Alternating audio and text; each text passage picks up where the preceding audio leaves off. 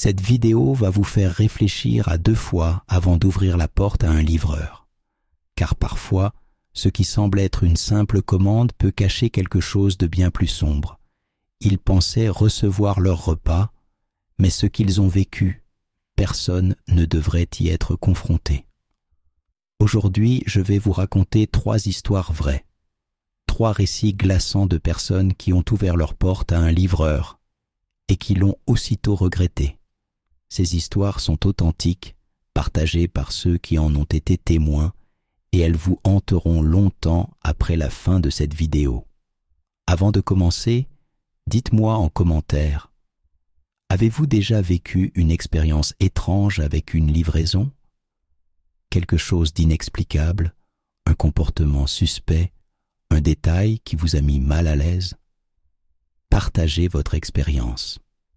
Et si ce n'est pas encore fait, abonnez-vous dès maintenant, car ici, on plonge dans les récits les plus dérangeants du quotidien. La première histoire se passe à Lyon. Manon, 24 ans, commande un repas tard dans la soirée. Il est près de 23 heures quand le livreur arrive. Il sonne à l'interphone et dit simplement « C'est pour la livraison ». Manon ouvre sans vérifier, comme elle le fait souvent. Mais au moment où elle ouvre la porte de son appartement, elle ne voit personne. Juste un sac posé devant. Elle le prend, le referme et remarque alors quelque chose d'étrange. Le sac est vide. Soudain, elle entend la porte d'entrée de son immeuble se refermer violemment. Elle court à la fenêtre, voit un homme s'éloigner rapidement sans sac de livraison. Elle contacte la plateforme, mais aucun livreur n'était censé être dans son secteur à cette heure-là, et aucune commande n'était enregistrée. Elle ne saura jamais qui a sonné ce soir-là, ni ce qu'il cherchait vraiment. Depuis, Manon vérifie systématiquement l'identité de chaque livreur. Elle a également installé une caméra dans le couloir. Elle ne dort plus sans que la porte ne soit verrouillée avec 2 verrous. Ce simple geste anodin a bouleversé son quotidien. La deuxième histoire concerne Lucas, 30 ans, à Marseille. Il commande une pizza un soir de semaine. Le livreur arrive, casqué, visière baissée. Il tend le sac sans un mot. Lucas, surpris, lui demande combien il doit. Le livreur ne répond pas, reste figé. Lucas insiste. Silence. Puis, d'un coup, le livreur lève la tête et dit « Je vous connais ». Lucas recule, mal à l'aise. Le livreur lui tend alors une photo, un vieux cliché de Lucas enfant, pris dans une école qu'il a fréquentée il y a plus de 20 ans.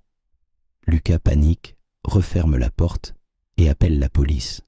Mais quand ils arrivent, le livreur a disparu. L'enquête ne donnera rien. Et la photo, Lucas ne comprend toujours pas comment quelqu'un a pu l'obtenir. Depuis, il ne commande plus jamais à domicile. Il se demande encore si ce livreur était réellement humain ou s'il faisait partie d'un passé qu'il avait oublié.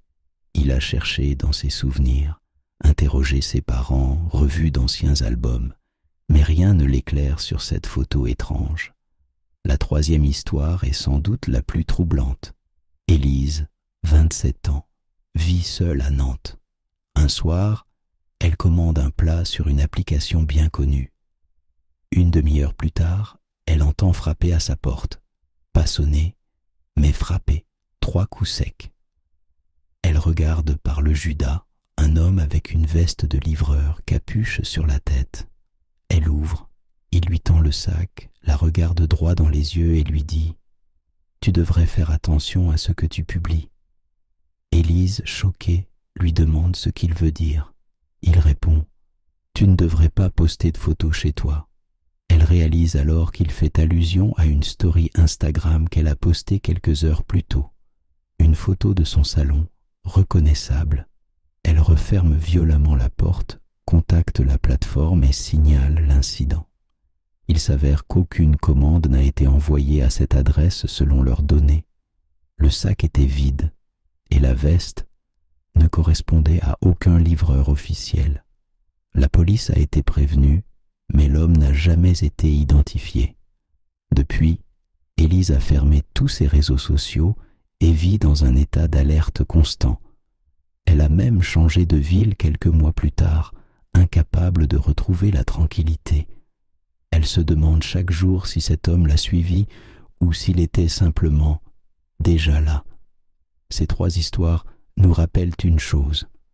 Ouvrir sa porte est un acte de confiance, mais parfois, cette confiance peut être brisée par un inconnu, par un détail qu'on n'a pas vu venir. Dites-moi en commentaire, laquelle de ces histoires vous a le plus marqué? Et surtout, la prochaine fois que vous recevrez une livraison tard le soir, vérifiez 2 fois avant d'ouvrir.